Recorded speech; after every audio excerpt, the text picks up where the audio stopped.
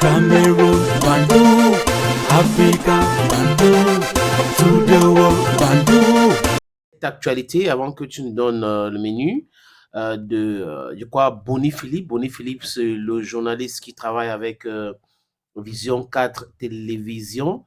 Et il a fait un reportage et dans ce reportage, Boni Philippe est très clair. Il dit que c'est inacceptable que Marc Brice vienne manquer de respect à Samuel Eto'o-Fils et que certains Camerounais soutiennent cela, encouragent ce manque de respect de Marc Brice.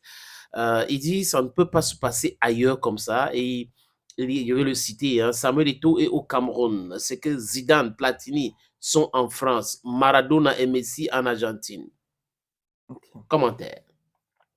Après, chacun, du moins, c'est beaucoup de personnes posent leurs commentaires par rapport à cette situation, beaucoup de personnes donnent leur impression par rapport à cette affaire, Samuel Eto'o-Fils, Marc Brice. Après, lui également, il est libre de dire ce qu'il pense et aussi de dire que oui, on ne doit pas toucher aux icônes, on ne doit pas toucher aux légendes en fonction des pays.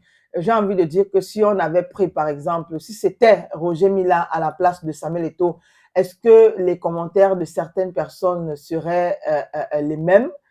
Point d'interrogation. Est-ce que c'est parce que c'est Eto'o-Fils que ça dérange certaines personnes? Point d'interrogation aussi. Maintenant, on attend toujours la réaction, j'ai envie de dire ça comment, des personnes idoines hein, qui doivent peut-être recadrer ou pas Marc Brice. Si je prends par exemple la sortie de Patrick Mboma qui estime que il n'y a aucun joueur belge, ou du Qui moins atteint la cheville de Samuel Eto'o, par Eto'o-Fils. exemple. Ouais. Voilà. Donc, il faut dire que beaucoup de personnes se sont senties heurtées. Et surtout, quand on imagine le poids de Samuel Eto'o, le poids seul de Samuel Eto'o par rapport à beaucoup de personnes. Je vais parler footballistiquement parlant, pas en tant que peut-être président de l'Africa Foot, mais par rapport à ce qu'il a apporté au football camerounais et même en Afrique. Donc, c'est normal que certaines personnes On se peut sentent critiquer, heurtées, oui, on très peut blessées critiquer d'ailleurs. quelqu'un, mais entrer dans sa vie privée, l'insulter comme ça, on ne parle pas comme ça de son chef. Bon, aussi, Oui, parce aussi. que Samuel Eto'o, c'est le patron du football, donc Mhm. le patron de Marc Brice. C'est pas ce qu'on lui a dit, mais il devrait savoir cela. Il y a Tom Shinfield qui a fait une sortie pour dire que c'est inacceptable quand vous travaillez en tant que sélectionneur dans un pays, vous respectez le peuple, vous respectez le président, vous respectez la fédération parce que c'est votre chef. Et lui, Tom Shinfield, qui est belge d'origine, ancien sélectionneur de la Gambie, dit qu'il ne comprend pas pourquoi c'est le ministère qui a signé ces contrats. Normalement, c'est la fédération qui discute avec le sélectionneur et le ministère confirme et non le contraire. Peut-être qu'on lui a dit tellement de choses et c'est pour cette raison qu'il se comporte de la sorte. Et Boni Philippe ne dément pas, il est toujours très en colère. Il dit Marc Brice est un entraîneur dont le recrutement au forceps, au parfum de mercantilisme, l'aide à sortir de l'anonymat. Il a une présence résiduelle dans le fichier des entraîneurs de son pays et ne côtoie que par effraction les milieux footballistiques prestigieux où se retrouvaient les Eto'o et les Sombana. Parce que là, il a aussi parlé de cette sortie et parlé de Song, parce qu'il n'a pas accepté la sortie de Marc Brice concernant Sombana, parce qu'il a semblé dire que Song était marionnette de Samuel Eto'o-Fils. Et Song d'ailleurs a fait une sortie dans ce sens. Boni Philippe n'est pas forcément l'ami de Samuel Eto'o. Vous connaissez très bien les antécédents entre les deux. Mais je pense qu'il est guidé aujourd'hui parce qu'on peut appeler le bon sens. Bon, j'ai envie de penser que là, nous sommes dans un bateau, il y a plusieurs capitaines.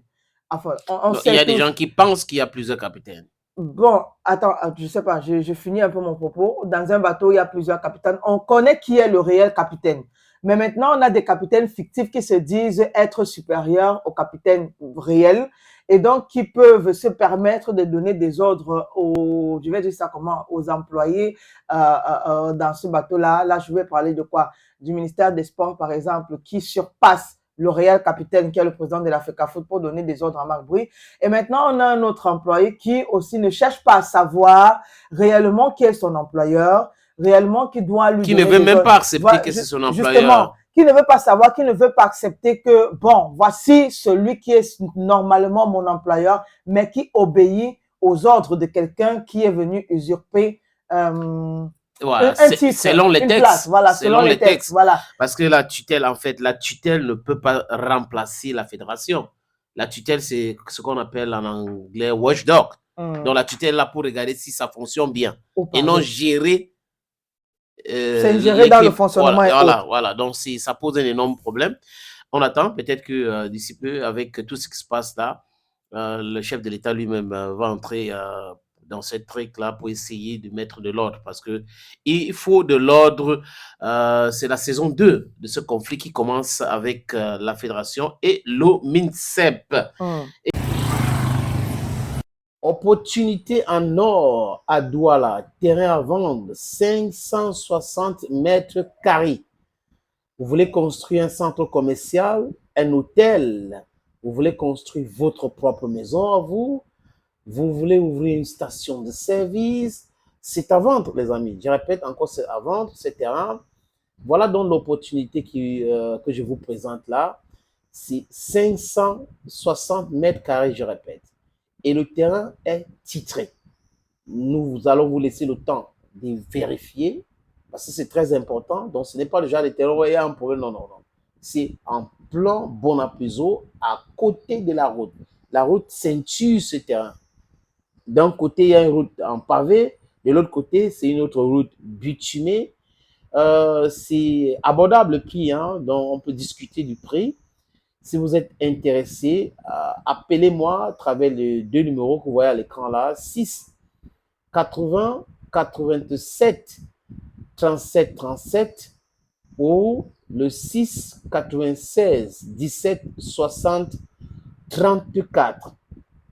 Et les numéros, le premier numéro passe sur WhatsApp, donc vous pouvez nous envoyer un WhatsApp ou vous nous appelez simplement. Et l'autre numéro, c'est uniquement par appel simple, les amis. Donc, voilà donc cette opportunité que j'ai décidé de partager avec vous. Contactez-moi si vous êtes intéressé.